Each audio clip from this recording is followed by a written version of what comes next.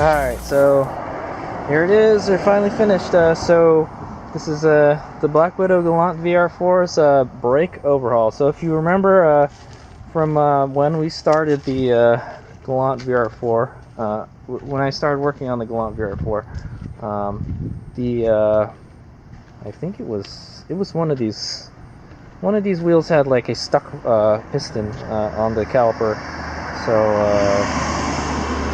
So like it actually seized and it overheated the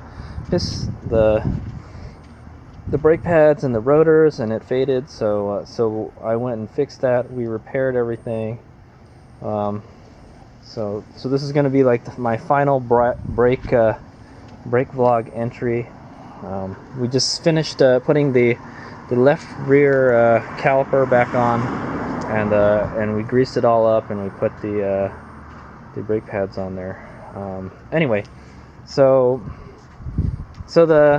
how this worked out was actually what we did first was I didn't do anything to the back rotors, I think.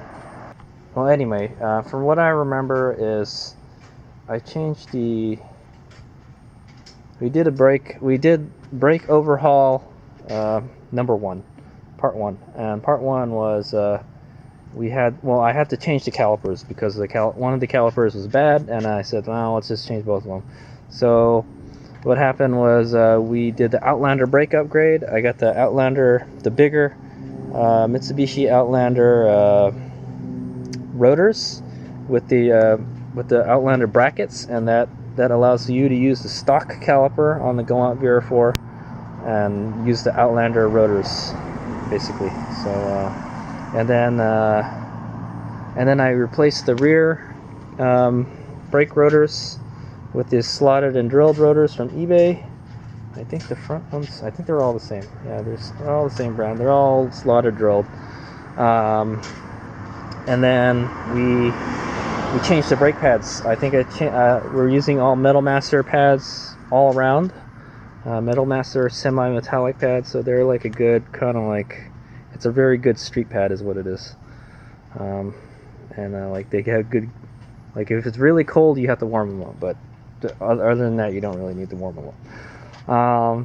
And then we found out like and then fast forward to now. Actually, yeah, when we worked on this one, we found out the boot was torn, so I wanted to go back and do that, replace it. So, and then we found out that Mitsubishi doesn't sell them anymore, but Pep Boys does sell them aftermarket. So we bought that, and I've replaced out one bad one. So I actually have one of the booties that goes inside here, that covers the pin. I have 2 of those, and I have one of these for the other side, just in case it rips. But all the other ones I inspected, they're fine. There's nothing wrong with it. I think I have no idea how this one went bad. So just gotta make sure all this stuff is in here. So, and then we went and greased all. Actually, the first thing we did was I actually made sure all the pins were greased on this before we actually changed everything, to make sure it wasn't just the pins sticking, and it wasn't. It was actually the piston was seized. One of the pistons was stuck and it wasn't moving out. So that's the reason we had to do the brake overhaul. So that's brake overhaul number 1, and then number 2 is and 2 is like, part 2 is just like beautification. So I wanted to paint. Oh, okay. So what happened was I bought these AutoZone calipers, and the AutoZone calipers were rusting. So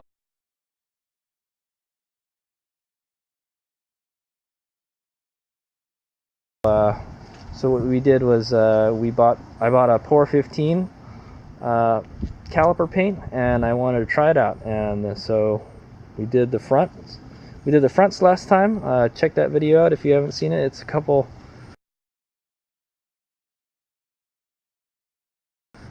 entries back. You can check it out in the playlist. It's there somewhere.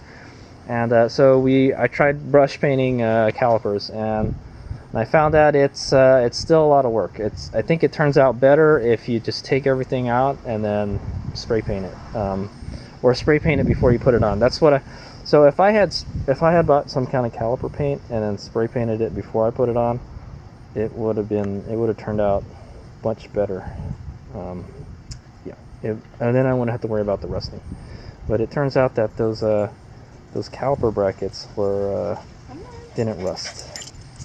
Yeah, it turns out the caliper brackets, the Outlander caliper brackets that I bought, were actually they had some kind of coating on it that made it not rust, so it still looked good. So, but it looked kind of funky because the caliper was like super rusted, lots of rust. I don't know why it rusted so easily. And then the brackets were fine. They looked nice and shiny. And then the back ones are kind of like a dull color, but they didn't rust. So, so we painted the front, and then I said, oh, we should paint the back. So we're doing work. I'm doing work on the back of the car now. So so for the last week or so, I've been painting the calipers. So the rear is a little harder because you can't turn the steering wheel, so you're gonna have to like take the caliper apart a little bit. So which is not too bad. The front, it takes a long time to paint because the front are like they're they're monster calipers, man. They're big, so that's what takes so long on the front. But you can turn the steering wheel around, so yeah, so that's it. We're totally done with all the brakes, so we can take a look at them all. So this is the front brake, front passenger, or front right. Still looks good. I went to Mitsubishi Owners Day with this car, and the brakes were okay. I managed to fade them once because there was a lot of stop signs on this tollgate section, but for the most part they did okay. I feel, there it is, it's still looking good. It's like about a month been painted. And then there's the rear right, nice and black. And also these have the black oxide coated rotors, so the hats, the hat part, or the center part is still black, but it's starting to turn a gunmetal color now. And then I just got done with this side, so we're all totally done now. So it should be good. I put all the parking brake stuff back, and yeah, so upgrade wise, the Black Widow Galant VR4 has drilled and slotted rotors all around with Metal Master semi-metallic pads. So it's like a premium street pad with like some light track use. It has Outlander size rotors with the Outlander brackets to relocate the caliper, and it has from the previous owner installed stainless steel braided lines on. So it looks good. It looks real good, man. It's super black. I'm really happy with the way it turned out. This car is starting to become more and more murdered out. Yeah. Fortunately, the paint is starting to go bad on it. So yeah, so we're done doing all the brake work. That is a summary of the brake work on this car. I will probably not be working on any more of the brakes unless like the master cylinder or something goes bad, but everything looks good. Oh, and then yeah, we serviced the back. I re-greased all the pins, and we replaced that boot that had the hole in it, and so we're all good. So what's next on the work for this car is like I said, we're focusing on the rear of the car. We're gonna adjust the ride height, and also another thing is I have to replace the sway bar donuts. Where is that guy, man? The sway bar donuts right here. So under here is like these little rubber donuts that connect it to the arm here. I have to replace those because I took one out, and I tried to adjust the sway bar to firm it up, and I found out like you can't really adjust the sway bars on this car. It's a poorly designed sway bar adjustment. These white line adjustments, it doesn't work. Apparently you can't do it on this car. I don't know about the front, but what I wanted to do was stiffen up the rear. You do that by like moving the linkages further inward on the sway bar, and you can't actually do it. You can't physically do it. We found that out in an earlier vlog. So yeah, so that's what's left is to replace the donuts on both sides. I bought some energy suspension donuts, and we're gonna adjust the rear ride height, and then we'll start adjusting the front after that. Then we'll after we're done with all the work on the rear, and we get on the front. So this car's been sitting here for more than a week. I really would like to get to at least drive it, you know.